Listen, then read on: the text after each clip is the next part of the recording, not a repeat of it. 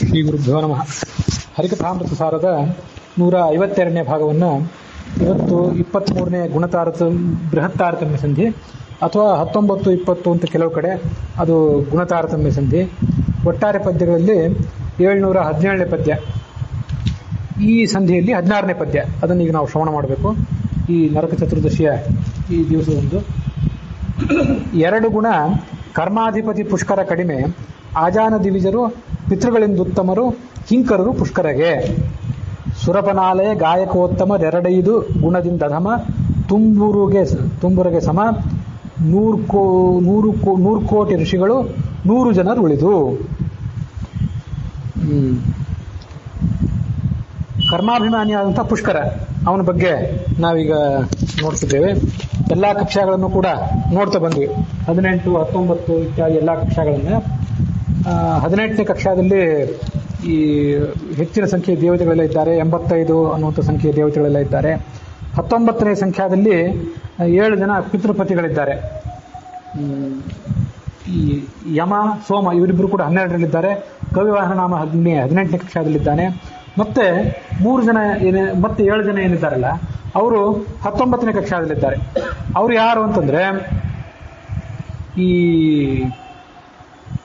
ಹರಿವಂಶದಲ್ಲಿ ವರ್ಣನೆ ಮಾಡಿದಂಥ 7 ಗಣಗಳಿವೆ ಅಲ್ಲ, ಮೂರ್ತ ಪಿತೃಗಳು, ಅಮೂರ್ತ ಪಿತೃಗಳು ಅಂತ ಹೇಳಿ. ಆ ಮೂರ್ತ ಪಿತೃಗಳು, ಅಮೂರ್ತ ಪಿತೃಗಳು ಅಂತ 7 ಜನರ ಗಣ ಏನಿದೆ, ಆ ಗಣದಲ್ಲಿ 7 ಜನರು ಇದ್ದಾರಲ್ಲ. ಮೂರ್ತ ಪಿತೃಗಳು 4 ಗಣದವರು, ಅಮೂರ್ತ ಪಿತೃಗಳು 3 ಗಣದವರು ಅಂತಿದೆ. ಹೀಗೆ 4 + 3 7 ಗಣಗಳೇನಿವೆ, ಆ 7 ಗಣಗಳನ್ನೇ 7 ಜನ ಪಿತೃಪತಿಗಳು ಅಂತ ಹೇಳ್ತಾರೆ. ಗೋವಿಂದಾಚಾರ್ಯ ತಾತ್ಪರ್ಯ ಈ ತಾರತಮ್ಯ ವ್ಯಾಖ್ಯಾನದಲ್ಲಿ 7 ಜನ ಪಿತೃಪತಿಗಳು ಅಂತ ಅಷ್ಟೇ ಇದೆ. ಅವ್ರು ಯಾರು 7 ಜನ ಪಿತೃಪತಿಗಳು ಅಂತ ಅವ್ರು ಹೇಳಲಿಲ್ಲ. ಆದರೆ ಆ 7 ಜನ ಪಿತೃಪತಿಗಳು ಅಂತಂದ್ರೆ ಅವರು ಆ ಹರಿವಂಶದಲ್ಲಿ ಉಕ್ತರಾದಂಥ 7 ಗಣದವರೇನಿದ್ದಾರೆ ಅವರನ್ನೇ 7 ಜನ ಪಿತೃಪತಿಗಳು ಇಟ್ಕೊಳ್ಬೇಕು ಅಂತ MT ಪ್ರಹ್ಲಾದಾಚಾರ್ಯರ ಪೈತೃಕ ಸುಳಾದಿ ಪುಸ್ತಕದಲ್ಲಿದೆ.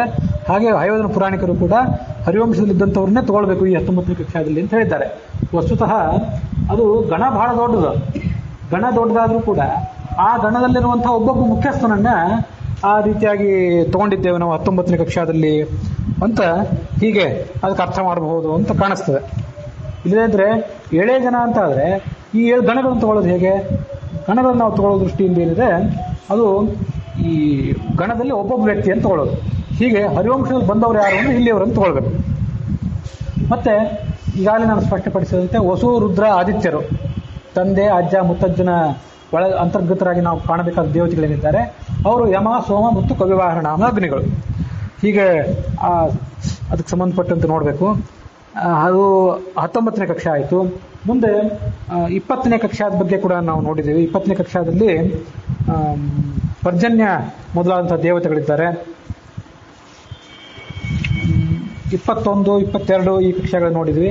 ಕೆಲವು ಕಡೆ ಕೆಲವು ಕಕ್ಷಾಗಳಿಲ್ಲ, ಅದನ್ನು ಕೂಡ ನೋಡಿದ್ವಿ. 21ರಲ್ಲಿ ಅನಾಖ್ಯಾತ ದೇವತೆಗಳಿದ್ದಾರೆ. ಅನಾಖ್ಯಾತ ಕಕ್ಷೆಯನ್ನು ಕೆಲವು ಒಪ್ಪೋದಿಲ್ಲ ಅಂತ ಅನ್ನೋದನ್ನು ನೋಡಿದ್ವಿ. 22ರಲ್ಲಿ ಸ್ವಾಹ ಇದ್ದಾಳೆ. 23ರಲ್ಲಿ ಬುಧ ಇದ್ದಾನೆ. ಮುಂದೆ 24ರಲ್ಲಿ ಉಷಾದೇವಿ ಇದ್ದಾಳೆ. 25ರಲ್ಲಿ ಮಂಗಳ ಇದ್ದಾನೆ. ಆ ಮಂಗಳ ಇರುವಂಥ ಕಕ್ಷಾವನ್ನು ಕೂಡ ದಾಸರು ಇಲ್ಲೇನು ಹೇಳಲಿಲ್ಲ, ಅದನ್ನ ಸೂಚನೆ ಮಾಡಲಿಲ್ಲ. ಮತ್ತೆ 26ರಲ್ಲಿ ಶನಿ ಇದ್ದಾನೆ. ಅದನ್ನೆಲ್ಲವನ್ನು ಕೂಡ 15ನೇ ಪದ್ಯದಲ್ಲಿ 26ನೇ ಕಕ್ಷಾದವರೆಗೆ ನಾವು ನೋಡಿದ್ವಿ.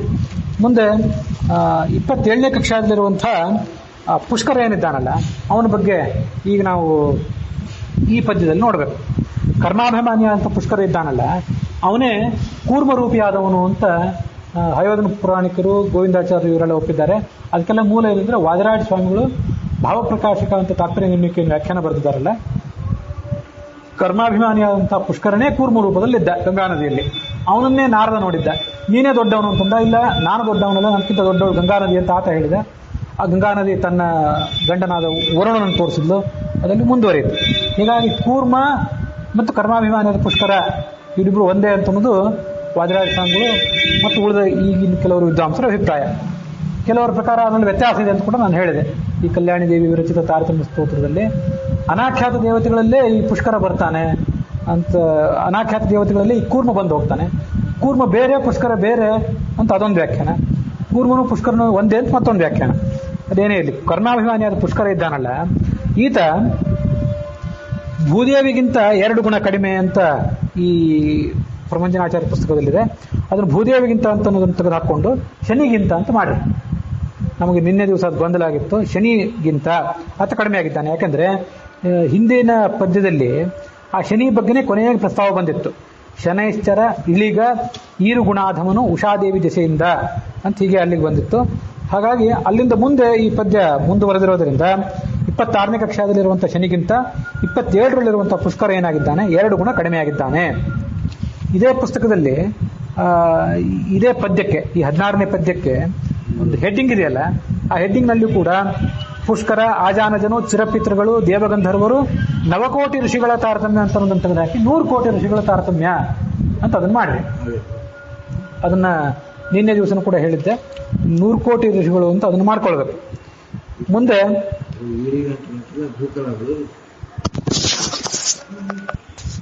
ಮುಂದೆ ಆಜಾನಜ ದೇವತೆಗಳು. ಈ ಆಜಾನಜ ದೇವತೆಗಳೇನಿದ್ದಾರಲ್ಲ, ಅವರು ಚಿರಪಿತೃಗಳಿಗಿಂತ ಮೇಲಿನ ಕಕ್ಷಾದಲ್ಲಿದ್ದಾರೆ, ಪುಷ್ಕರನಿಗಿಂತ ಕಡಿಮೆಯ ಕಕ್ಷಾದಲ್ಲಿದ್ದಾರೆ. ಇದು ಈ ದಾಸರ ಈ ಮಾತಿನಿಂದ ನಮಗೆ ತಿಳಿದು ಬರುವಂತ ಸಂಗತಿ.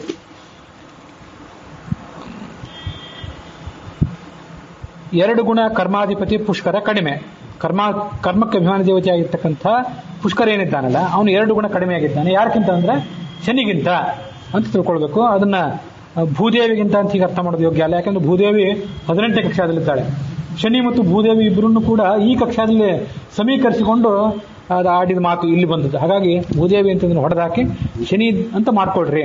ಭೂಕಲಾಕ ಅಭಿಮಾನ ದೇವತೆ ಆದಂತ ಶನಿಗಿಂತ ಕಡಿಮೆ ಅಂತ ಮಾಡ್ಕೊಳ್ರಿ. ಮುಂದೆ ಆಜಾನ ದಿವಿಜರು.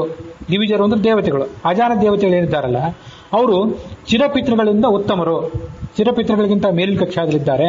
ಕಿಂಕರರು ಪುಷ್ಕರನಿಗಿಂತ ಅವರು ಕಡಿಮೆ ಸ್ಥಾನದಲ್ಲಿದ್ದಾರೆ ಅಂತ ಈಗ ಅವ್ರ ಬಗ್ಗೆ ತಿಳ್ಕೊಳ್ಬೇಕು. ಗೋವಿಂದಾಚಾರ್ಯರು ಹೇಳಿದ ತಾರತಮ್ಯದ ಪ್ರಕಾರ 26ರಲ್ಲಿ ಶನಿ ಇದ್ದಾನೆ, 27ರಲ್ಲಿ ಪುಷ್ಕರ ಇದ್ದಾನೆ. ಮುಂದೆ 28ರಲ್ಲಿ ಕಶ್ಯಪನ ಪತ್ನಿ ಅದಿತಿ ಇದ್ದಾಳೆ, ಅವಳೇ ದೇವಕಿ ಆಗ್ತಾಳೆ. ಮತ್ತು ನಂದಗೋಪನ ಪತ್ನಿ ಯಶೋಧ ಅಂತ ನೋಡಿದ್ದಾಳೆ, ಅವಳು ಮೂಲ ರೂಪ ಧರ ಅಂತ.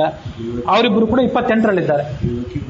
ದೇವಕಿ ಮತ್ತು ಯಶೋಧ ಇವರಿಬ್ಬರು ಕೂಡ, ಅದಿತಿ ಮತ್ತು ಧರ ಇವರಿಬ್ಬರು ಕೂಡ 28ನೇ ಕಕ್ಷಾದಲ್ಲಿದ್ದಾರೆ.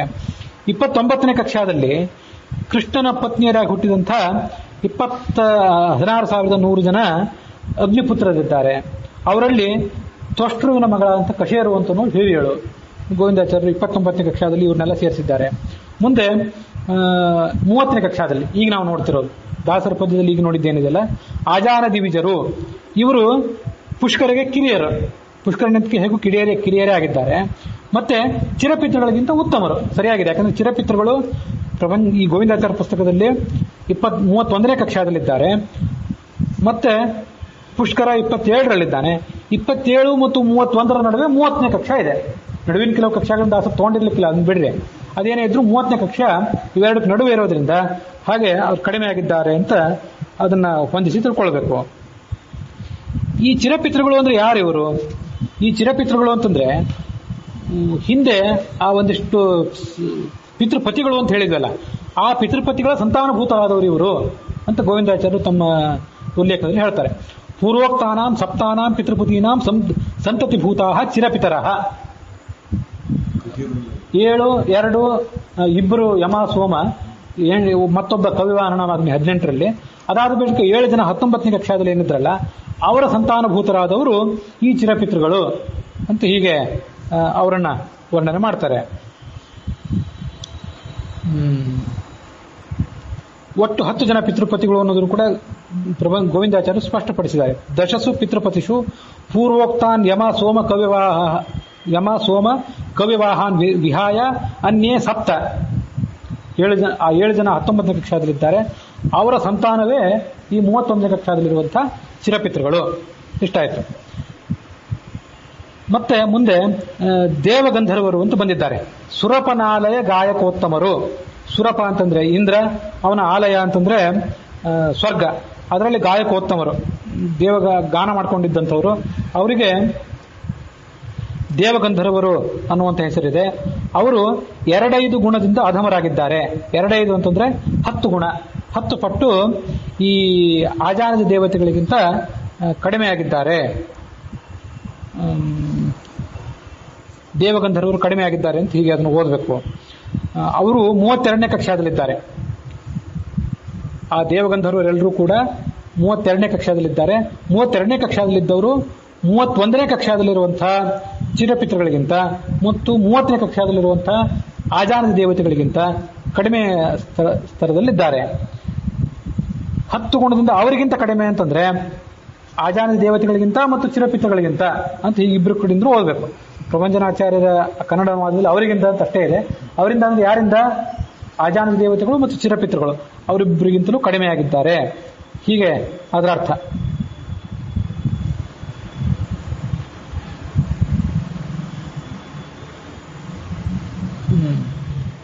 ಎರಡೈದು ಗುಣದಿಂದ ಅಧಮ. ಮುಂದೆ ತುಂಬುರಗೆ ಸಮ ನವಕೋಟಿ ಋಷಿಗಳು 100 ಜನರು ಉಳಿದು. ತುಂಬುರು ಆತ ಮತ್ತೊಂದು ಕಕ್ಷಾದಲ್ಲಿ ಪ್ರವಿಷ್ಟನಾಗಿದ್ದಾನೆ. 100 ಕೋಟಿ ಋಷಿಗಳು ಅಂತ ಒಬ್ಬರಿದ್ದಾರೆ. ಒಟ್ಟಾರೆ ಋಷಿಗಳ ಸಂಖ್ಯೆ 100 ಕೋಟಿ. ಆ 100 ಕೋಟಿಯಲ್ಲಿ 100 ಹೊರತುಪಡಿಸಬೇಕು, ಅವರನ್ನ ಮೇಲಿನ ಕಕ್ಷಾದಲ್ಲಿ ಸೇರಿಸಬೇಕು. 99 ಕೋಟಿ 99 ಲಕ್ಷ 99,900 ಜನ ಋಷಿಗಳು ಮಾತ್ರ ಈ 30ನೇ ಕಕ್ಷಾದಲ್ಲಿ ಬರ್ತಾರೆ ಅಂತ ಉಲ್ಲೇಖ ಇದೆ, ಗೋವಿಂದಾಚಾರ್ಯರ ಉಲ್ಲೇಖ ಇದೆ. ಆ ಇನ್ನು 100 ಜನ ಯಾರು ಅಂತಂದ್ರೆ ಅದರಲ್ಲಿ 80 ಜನ ಗೃಹಸ್ಥರಾದಂತಹ ಋಷಿಗಳಿದ್ದಾರೆ. ಅವರೆಲ್ಲ 19ನೇ ಕಕ್ಷಾದಲ್ಲಿ ಸೇರಿದ್ದಾರೆ. ಕಶ್ಯಪ ಮೊದಲಾದಂತಹ ಗೃಹಸ್ಥರಾದಂತಹ ಋಷಿಗಳಿದ್ದಾರೆ. ಕಶ್ಯಪ ಮೊದಲಾದ ಗೃಹಸ್ಥರಾದ ಋಷಿಗಳಿದ್ದಾರೆ. ಅಲ್ಲಿಗೆ ಇನ್ನು 20 ಸಂಖ್ಯೆ ಬಾಕಿ ಉಳಿತು. ಆ 20 ಸಂಖ್ಯೆ ಬಾಕಿ ಉಳಿದಿದ್ದು ಯಾರ್ಯಾರು ಅಂತಂದ್ರೆ ಸನಕ, ಸನಂದನ, ಸನಾತನ ಈ 3 ಮತ್ತೆ 7 ಜನ ಊರ್ಧ್ವರೇತಸ್ಕರಾದಂತಹ ಮತ್ತೆ 7 ಜನ ಇದ್ದಾರೆ. ಹೆಸರು ಉಲ್ಲೇಖ ಬಂದಿಲ್ಲ. ಹಾಗಾಗಿ 7 ಜನ ಊರ್ಧ್ವರೇತಸ್ಕರಾದವರು ಸನಕ, ಸನಂದನ, ಸನಾತನ ಇಷ್ಟು ಸೇರಿ 10 ಆಯ್ತು. 80 ಪ್ಲಸ್ 10 90 ಆಯ್ತು. ಇನ್ನು 10 ಜನರು ಉಲ್ಲೇಖ ಮಾಡಿದ್ರೆ ಆಯ್ತು. ಆ 10 ಜನ ಯಾರು ಅಂತಂದ್ರೆ ಸನತ್ ಕುಮಾರ 8ನೇ ಕಕ್ಷಾದಲ್ಲಿದ್ದಾನೆ. ಮತ್ತೆ ಮುಂದೆ ನಾರದ 14ನೇ ಕಕ್ಷಾದಲ್ಲಿದ್ದಾನೆ. ಮತ್ತೆ ಭೃಗು 15ನೇ ಕಕ್ಷಾದಲ್ಲಿದ್ದಾನೆ. ಇಲ್ಲಿ 3 ಆಯ್ತು. ಮುಂದೆ ವಿಶ್ವಾಮಿತ್ರ ಒಬ್ಬ ಮತ್ತು ಸಪ್ತಋಷಿಗಳು ಇವರೆಲ್ಲ 16ನೇ ಕಕ್ಷಾದಲ್ಲಿದ್ದಾರೆ. ವಿಶ್ವಾಮಿತ್ರ ಮತ್ತು ಸಪ್ತಋಷಿಗಳೆಲ್ಲ ಸೇರಿಸ್ಬಿಟ್ಟು 11 ಜನ ಆಗ್ತಾರೆ. ನಮ್ಗೆ ಆಗಬೇಕಾಗಿದ್ದು 11, ಆಗಬೇಕಾಗಿದ್ದು 10, ಅದು 11 ಆಯ್ತು. ಆದರೆ ಪೂರ್ಣ ಸಂಖ್ಯೆಯನ್ನು ಇಟ್ಕೊಂಡಿದ್ದಾರೆ ಅಂತ ತಿಳ್ಕೊಳ್ಬೇಕು. 101ನ್ನೇ 100 ಅಂತ ಹೇಳಿದ್ದಾರೆ ಅಂತ ತಿಳ್ಕೊಳ್ಬೇಕು. ಹೀಗೆ ಸನತ್ ಕುಮಾರ, ಮುಂದೆ ನಾರದರು, ಭೃಗುಗಳು, ವಿಶ್ವಾಮಿತ್ರರು, ಸಪ್ತಋಷಿಗಳು ಈ 11 10 ಅಂತ ತಿಳ್ಕೊಳ್ಬೇಕು. ಮತ್ತೆ ಇನ್ನು 10 ಜನ ಅವ್ರು ಯಾರು ಅಂತಂದ್ರೆ 19ನೇ ಕಕ್ಷಾದಲ್ಲಿ ಬರುವಂತಹ ಸನಕ, ಸನಂದನ, ಸನಾತನ ಈ 3, ಅದಕ್ಕೆ ಪ್ಲಸ್ 7 ಊರ್ಧ್ವರೇತಸ್ಕರಾದಂತಹ ಋಷಿಗಳು. ಇದು 20 ಆಯಿತು.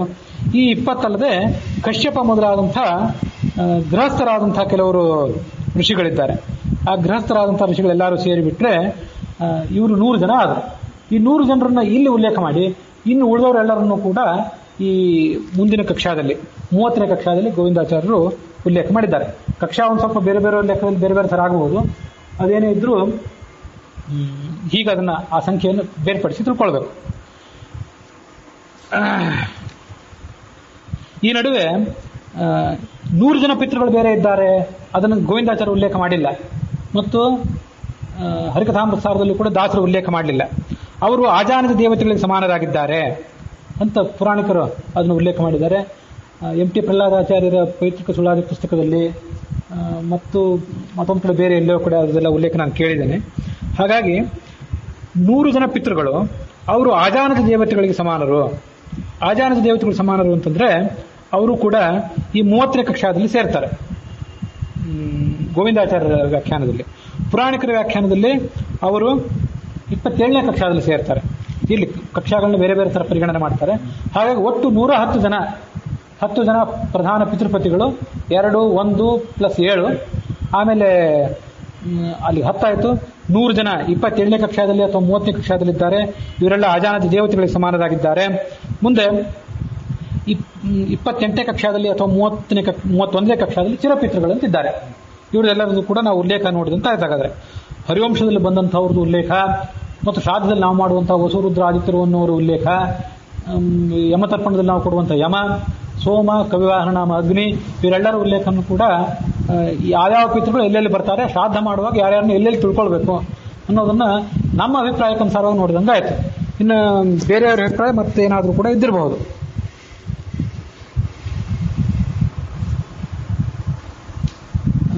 ಹೀಗೆ ಇಲ್ಲಿ ಇವರು ಉಲ್ಲೇಖ ಇದೆ. ಹಾಗಾಗಿ ನವಕೋಟಿ ಋಷಿಗಳು ಅಂತ ಪ್ರಭಂಜನಾಚಾರ್ಯ ಪುಸ್ತಕದಲ್ಲಿ ಇದ್ದದನ್ನ 100 ಕೋಟಿ ಋಷಿಗಳು, 100 ಜನರು ಉಳಿದು, 100 ಜನರನ್ನು ಬಿಟ್ಟು 100 ಕೋಟಿ ಋಷಿಗಳು ಅಂತ ತಿಳ್ಕೊಳ್ಬೇಕು.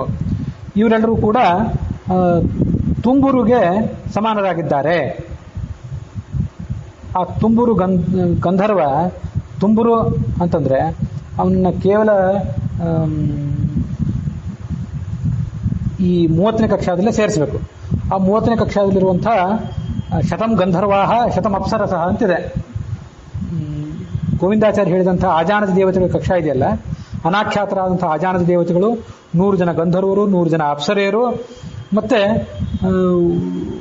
100 ಕೋಟಿ ಋಷಿಗಳಲ್ಲಿ 100 ಜನರನ್ನು ಹೊರತುಪಡಿಸಿ ಉಳಿದೆಲ್ಲ ಋಷಿಗಳು.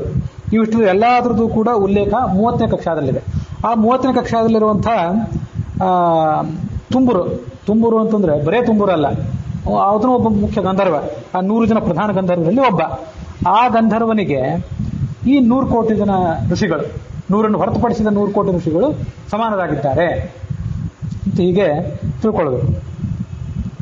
ಗುಣದಿಂದ ಅಧಮ ಸುರಪನಾಲಯ ಗಾಯಕೋತ್ತಮರು 2-5 ಗುಣದಿಂದ ಅಧಮ, ತುಂಬುರುಗೆ ಸಮ, ನವಕೋಟಿ ಋಷಿಗಳು 100 ಜನರು ಉಳಿದು. ಇಷ್ಟು ಆ ಹರಿಕಥಾಮೃತಸಾರದ ಸಾರಾಂಶ. ಆ ಪ್ರಭಂಜನಾಚಾರ್ಯ ಕನ್ನಡದ ಅನುವಾದದಲ್ಲಿ ಅವರಿಗಿಂತ ಕಡಿಮೆಯಾದ ತುಂಬುರುವಿಗೆ ಅಂತಿದೆ. ಅವರಿಗಿಂತ ಕಡಿಮೆಯಾದ ಅಂತನೂ ಮಾತೇನಿದೆಯಲ್ಲ, ಅದು ಸ್ವಲ್ಪ ಅದು ಅನುವಾದ ಸರಿಯಿಲ್ಲ. ಅದು ಏನರ್ಥ ಆಗ್ತದೆ ಅಂತಂದ್ರೆ, ಹಿಂದೇನು ಬಂತು, ಆ ದೇವಗಂಧರ್ವರ ಬಗ್ಗೆ ಬಂತು ಹಿಂದಿನ ವಾಕ್ಯದಲ್ಲಿ. ಸುರಪನಾಲಯ ಗಾಯಕೋತ್ತಮರು 2-5 ಗುಣದಿಂದ ಅಧಮ ಅಂತ ಹೀಗೆ ಬಂತು. ಅಲ್ಲಿ ದೇವಗಂಧರ್ವರ ಬಗ್ಗೆ ಬಂದ ಮೇಲೆ ಅವರಿಗಿಂತ ಕಡಿಮೆ ತುಂಬುರು ಅಂತ ಹೇಳ್ಬಿಟ್ರೆ, ಆ ದೇವಗಂಧರ್ವರಿಗಿಂತ ತುಂಬುರು ಕಡಿಮೆ ಅಂತ ಹೇಳ್ದಂಗೆ ಆಗ್ತದೆ. ಆ ದೇವಗಂಧರ್ವರು ಇರೋದು 32ನೇ ಕಕ್ಷಾದಲ್ಲಿ. ಹಾಗಾಗಿ ಅವ್ರಿಗಿಂತ ಕಡಿಮೆ ಅನ್ನೋ ಮಾತು ತುಂಬುರು ಹೊಂದೋದಿಲ್ಲ. ಅದು ಆತ 30ನೇ ಕಕ್ಷಾದಲ್ಲಿ ಬರ್ತಾನೆ. ಆ ಅವರಿಗಿಂತ ಕಡಿಮೆ ಆದ ಅಂತನೋ ಮಾತು ಅಲ್ಲಿ ಹರಿಕಥಾಮೃತಸಾರದ ಪದ್ಯದಲ್ಲಿ ಇಲ್ಲ. ಅದೊಂದು ಹೆಚ್ಚಿನ ಮಾತು ಸೇರ್ಕೊಂಡಿದೆ, ಅಷ್ಟನ್ನು ಹೊಡೆದು ಹಾಕಿಬಿಟ್ರೆ ತುಂಬುರುವಿಗೆ 100 ಜನರನ್ನು ಉಳಿದ 100 ಕೋಟಿ ಋಷಿಗಳು ಸಮಾನರು ಅಂತ ಹೊಂದ್ಬಿಟ್ರೆ ಆ ಮಾತಿಗೆ ಹೊಂದುತ್ತದೆ. ಅವರಿಗಿಂತ ಕಡಿಮೆ ಆದಿಷ್ಟನ್ನ ಡಿಲೀಟ್ ಮಾಡಿಬಿಟ್ರೆ ಆಯ್ತು. ಅಲ್ಲಿಗೆ ಎಲ್ಲಾ ಸಂಗತಿಗಳನ್ನು ಕೂಡ ನಾವು ಸ್ಪಷ್ಟವಾಗಿ ತಿಳ್ಕೊಂಡಂತ ಆಗ್ತದೆ. ಹೀಗೆ ಹೌದು ಇದು ಈ ಬೃಹತ್ ತಾರತಮ್ಯ ಸಂಧಿಯ 23ನೇ ಸಂಧಿಯ 16ನೇ ಪದ್ಯದಲ್ಲಿ ಸಮಾಪ್ತಿಯನ್ನು ಕಂಡಿದೆ. ಸಾಕಷ್ಟು ಆಲೋಚನೆ ಮಾಡಿದೆ ನನ್ನ ಇತಿಮಿತಿಯಲ್ಲಿ, ನನ್ನ ಜ್ಞಾನ, ನನ್ನ ಅನುಭವ ಇತಿಮಿತಿ ಸಾಕಷ್ಟು ಆಲೋಚನೆ ಮಾಡಿ ನಾನು ಇದನ್ನು ಹೇಳಿದ್ದೇನೆ. ಇದೆಲ್ಲ ನಿಮ್ಮ ವಿಮರ್ಶೆಗೆ ಬಿಟ್ಟಿದ್ದೇನೆ. ಇಲ್ಲಿ ನಾವು ಇವತ್ತು ಎಲ್ಲಾ ಪಿತೃಗಳ ಬಗ್ಗೆನೂ ನೋಡ್ಕೊಂಡಂತ ಆಯ್ತು. ಇಬ್ಬರು ಯಮ ಮತ್ತು ಸೋಮ 12ನೇ ಕಕ್ಷಾದಲ್ಲಿ, ಕವಿವಾಹನ ನಾಮ ಅಗ್ನಿ 18ನೇ ಕಕ್ಷಾದಲ್ಲಿ, 7 ಜನ ಹರಿವಂಶದಲ್ಲಿ ಶ್ರವಣ ಮಾಡಲ್ಪಟ್ಟಂತ 7 ಜನ, ಹರಿವಂಶದಲ್ಲಿ ಸೂತ್ರವಾದಂಥ 7 ಜನ, ಅವರೆಲ್ಲ 19ನೇ ಕಕ್ಷಾದಲ್ಲಿ ಬಂದಿದ್ದಾರೆ. ಮುಂದೆ 100 ಜನ ಪಿತೃಗಳು ಬಂದಿದ್ದಾರೆ. ಅವರು 22ನೇ ಕಕ್ಷಾದಲ್ಲಿ 27ರಲ್ಲಿ ಆಜಾನದ ದೇವತೆಗಳಿಗೆ ಸಮಾನರಾಗಿದ್ದಾರೆ. ಆಮೇಲೆ ಚಿರಪಿತೃಗಳಾಗಿದ್ದಾರೆ. ಚಿರಪಿತೃಗಳು ಮುಂದಿನ ಕಕ್ಷಾದಲ್ಲಿದ್ದಾರೆ, 31ನೇ ಕಕ್ಷಾದಲ್ಲಿ. ಬೇರೆ ಬೇರೆ ಕಕ್ಷಾದಲ್ಲಿ ವ್ಯತ್ಯಾಸ ಆಗಬಹುದು. ಎಲ್ಲಾ ಪಿತೃಗಳ ಬಗ್ಗೆನೂ ಕೂಡ ಶ್ರವಣ ಮಾಡಿದೆವು. ದೇವಗಂಧರ್ವರ ಬಗ್ಗೆ ಶ್ರವಣ ಮಾಡಿದೆವು, ಗಂಧರ್ವರ ಬಗ್ಗೆನೂ ಕೂಡ ಶ್ರವಣ ಮಾಡಿದಂತಾಯ್ತು. ಅಂತೂ ವಿಶೇಷವಾಗಿ ಪಿತೃಗಳ ಬಗ್ಗೆ ಏನು ಇವತ್ತು ಶ್ರವಣ ಮಾಡಿದ್ವಿ, ಅದು ಆ 10 ಜನ ಪಿತೃಪತಿಗಳಲ್ಲಿ ಪ್ರಧಾನವಾದಂಥ ಯಮ. ಅವನಿಗೆ ಇವತ್ತು ನಾವು ಕೊಟ್ಟು ತಿರುತರ್ಪಣಕ್ಕಿಂತ ಇದು ಹೆಚ್ಚು ಪ್ರಿಯ ಆಗಬೇಕು ಅಂತ ನಮ್ಮ ಅಪೇಕ್ಷೆ. ಅವನು ನಮ್ಮ ಸೇವೆಯನ್ನು ಸ್ವೀಕಾರ ಮಾಡಬೇಕು. ಆ ಯಮನ ಅಂತರ್ಯಾಮಿಯಾಗಿರ್ತಕ್ಕಂಥ